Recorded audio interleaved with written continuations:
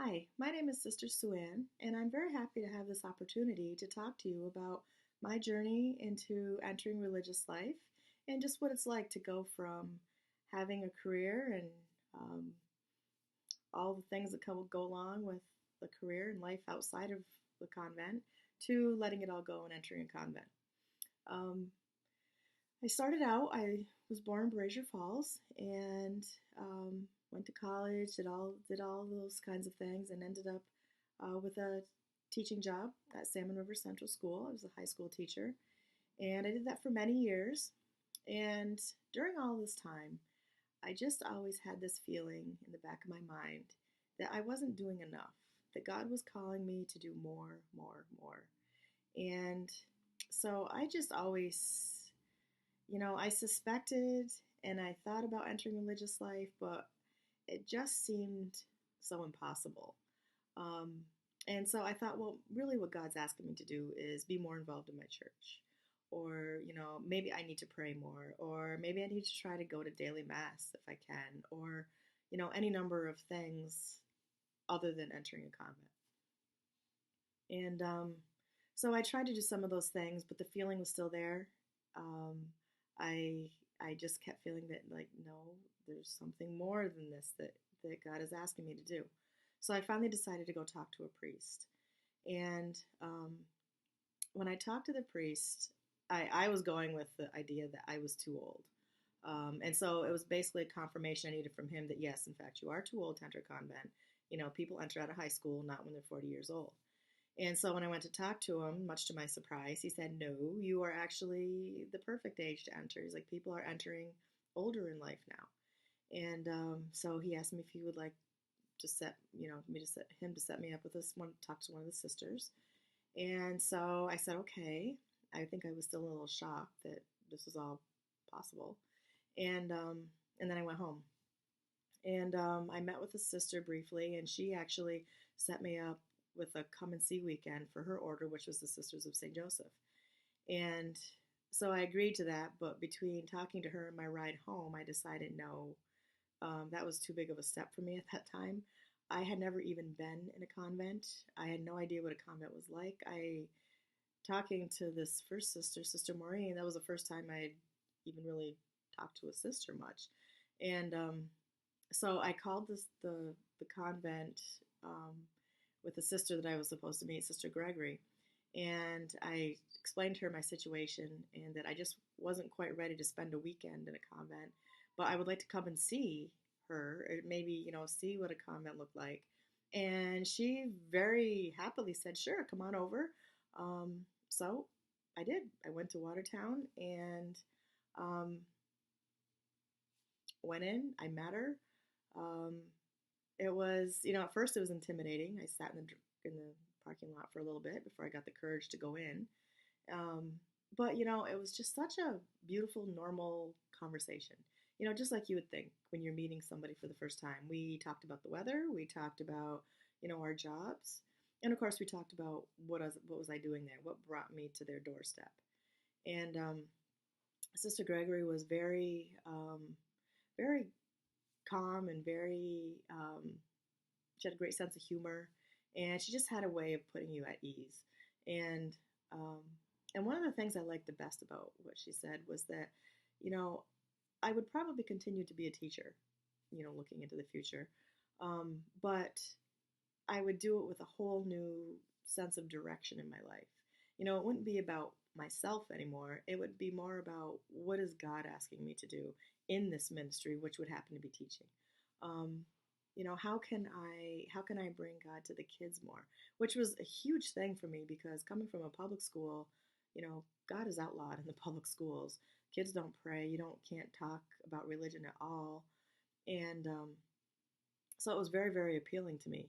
So I left and thought about it on the way home, and I found myself just a sense of like, yeah, I think this is it, and and a little bit of excitement, a little bit of nervousness, the whole thing. And so I thought about it, and I did go back for the weekend, met more of the sisters, and um, they were amazing. They were just so welcoming and seemed very happy to see me, and it was a wonderful experience.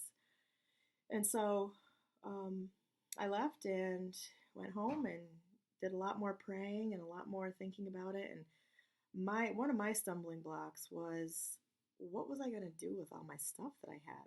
I had a house, I had a car, I had a dog, I had um, a life, you know, outside the convent. How do you just wrap that stuff up like that? And so I was worried about that. And one of the sisters finally told me that the problem was that I was trying to work ahead of the grace that God would give me at the time that I needed it. And she was so right, because that's exactly what happened. Um, I did end up entering the convent, and everything that needed to happen, when it needed to happen, happened. My house sold when I needed to have it sold. I was able to find a beautiful home for my dog, my car, of course, leaving my job. I mean, it just all fell into place. And every time, you know, God was there to help me through it. And I started to see more and more it wasn't about what I was giving up, it was about what I was gaining. Um, there was there was so much um, to living the life of a sister. There was so much more fullness to it. There was this peace that comes with um, putting God at the front of your life, and a sense of excitement and a sense of always pushing yourself, maybe um, to to answer this call that you feel like you're being drawn towards. Um, I found one thing, that religious life is not boring. There's always something to do. One of the things, one of the many things that I was worried about was also living in community. I didn't know how in the world that someone such as myself, who lived by myself for quite a few years, was going to ever be able to live with, 25, 30 other sisters. And it turns out community life ended up being a wonderful thing. Um, it's all the craziness and the funniness and the um, problems and the work that goes into living with any large family. Um, we um, play games at night on their recreation nights. Some of the sisters play pinochle. They're teaching me right now. A couple of the sisters, we play dominoes, which I never win. Um, we watch movies, pop popcorn, shovel snow, you name it, everything. We have a cook that comes in and she wears a turkey hat on her head on Thanksgiving. Love going into, I like to cook. I love going into the kitchen, bugging her all the time about things to make.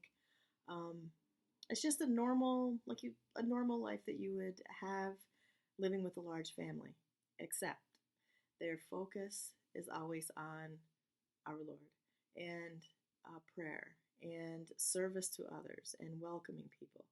And it's always something they're focused outside themselves. Some of the most beautiful times when I was living at the Mother House were those times when we'd all gather in chapel and we would pray all together, and I'd be sitting beside a sister that had been in the convent for 70 years. And there's just something that's so peaceful about knowing that, she's praying for me, I'm praying for her. There's something so amazing about just listening to the sisters sing the old Latin hymns, or just praying office together. It's God is so present during those times, and you're so strengthened by that, it makes you feel like you can go out into the world and do anything, because you have their support, you have the support of God by your side, leading you at all times, and there's nothing you can't do. Um, Not that there aren't moments of doubt, not that there aren't moments of, insecurity or loneliness and all those things that go along with life in general.